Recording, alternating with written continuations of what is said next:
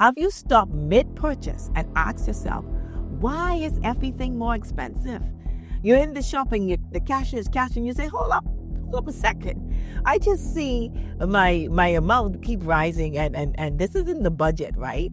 And you stop in the middle of that and say, what happened? Did y'all do something different today?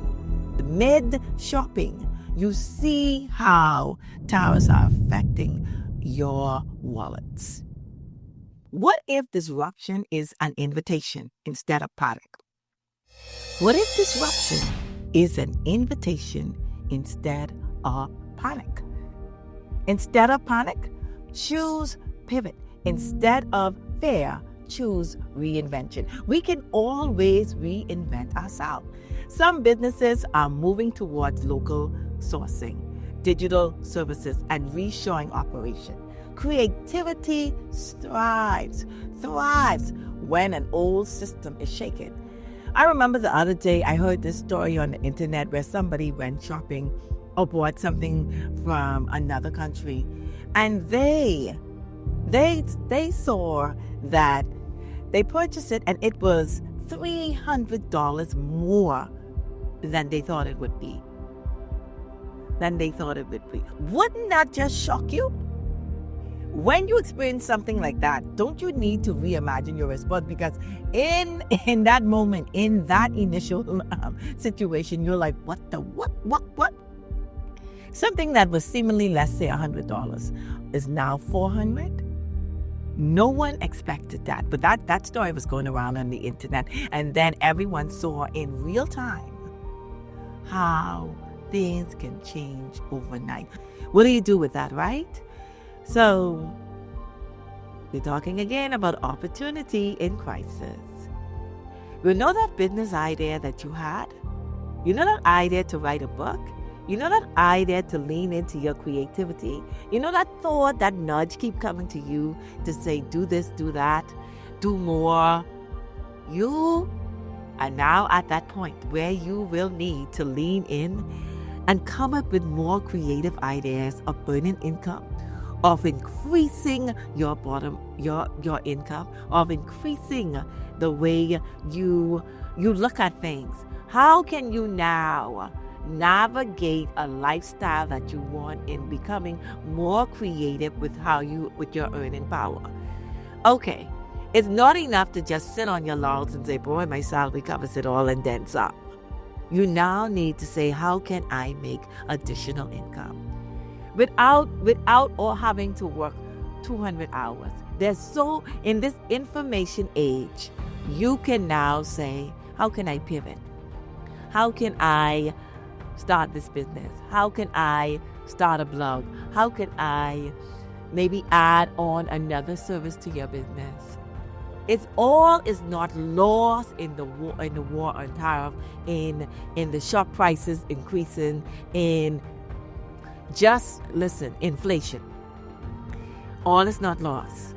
You have this amazing opportunity to begin again more intelligently. And all the ideas that have come to you, you know that idea that has been stuck in your head for years for you to bring forth. This is the time. This is the time. You are ready. You are positioned for greatness. You are positioned for more. You are positioned to bring forth that purpose that God has put in you. You're positioned to change your financial position for the rest of your life. This is now for you. This is now time for you to birth that what lies dormant in you and change your financial position in real time. So we have to reimagine. Instead of panicking, we have to choose pivot. Instead of fear, we have to choose reinvention. Because when things escalate at that level, we have to reimagine a better way of shopping, a better way of doing business, a better way of living, a better way of our lifestyle. What and how can we do differently will require you to sit down with your family, your husband, your business partners, and start to think into what would be my best practices in this season of tariff wars. What will be yours? How can you reinvent yourself differently so that at the end of the day, you're still living at the level that you desire? In Romans 12:2, it says, "Do not conform to the pattern of the world, but be transformed by the renewing of your mind." Sit, get quiet, and think in align yourself with Holy Spirit, and think in how can you reinvent yourself and reimagine a better way of living for your business, for your family, and for you. So my question, have you pivoted your business or career in the face of shifting global realities? Have you pivoted in your business? It may require you to. It may require you to think differently, and that requires you to renew your mind. The things that you did yesterday will not necessarily work today or tomorrow. But guess what? We get this amazing opportunity. We're God's highest creation. We're the only people who can imagine and create a better life. But we do it when we get quiet and sit with God. All right? So where does faith in the fire fits in? In the moments of uncertainty, when the world seems out of sorts and things seem that they will never return back to the normal way, and they probably won't, because we're moving forward. And it doesn't look like the global leaders are changing their minds anytime soon. So how does faith fit into all this? Faith gives us a perspective in economic storm. Faith gives us perspective in economic storm. Proverbs 21:5 reminds us, the plans of the diligent leads to abundance, but everyone who is hasty comes to poverty. I'll say that again. Proverbs 21:5 reminds us, the plans of the diligent lead surely to abundance. And I love that, don't you? But everyone who is hasty comes only to poverty. Be planning, get planning, do it now, right?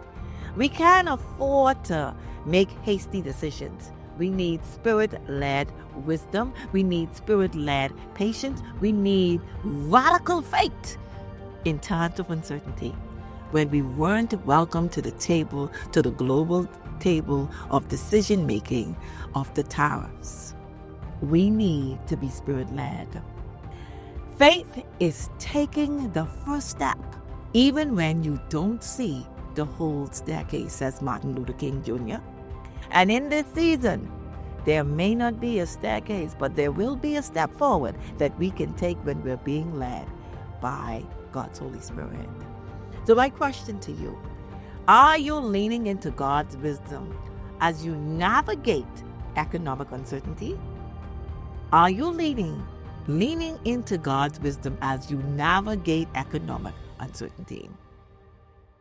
So how does the future look for trade? You see, tariffs have dominated the headlines of today, but the future of tariff is still being written. It isn't final. Nothing is. It's still being written. What if we reframe trade as partnerships instead of power struggle? What would that look like? What if we reframe trade as partnerships instead of power struggle? We're all in this global community together. Can't we all just get along and figure out how there can be a win-win deal for everyone? I'm sure we can. William Arthur Ward said this, adversity causes some men to break and others to break records. That is one of my favorite quotes. We have this amazing opportunity in this time of uncertainty with the tariff wars to break records. We can imagine a future of equitable trade, creative solutions, and resilience in leadership. We can reimagine an equitable trade future, and I believe that's possible, don't you? We can get creative solutions. We are creative beings, and we can be resilient in leadership.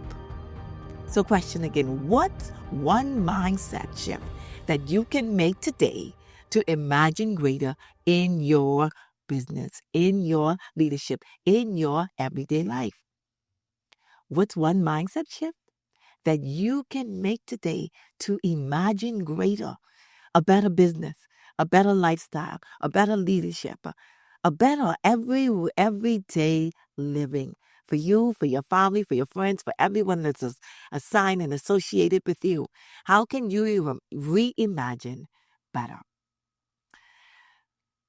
We've been talking about the Tower Force. We've been talking about how you are being affected financially. And this financial shift will not just affect you just only in your wallet. It takes an emotional toll sometimes, doesn't it? Because let's face it, you anticipated living the life of your dreams. That's why you get up every day and you move forward in life, in business, in service to others. And then came the Tower Force. But we have this amazing opportunity to reimagine better. A brand new episode of Imagine Greater with Michelle Bethel-Gibson drops next week.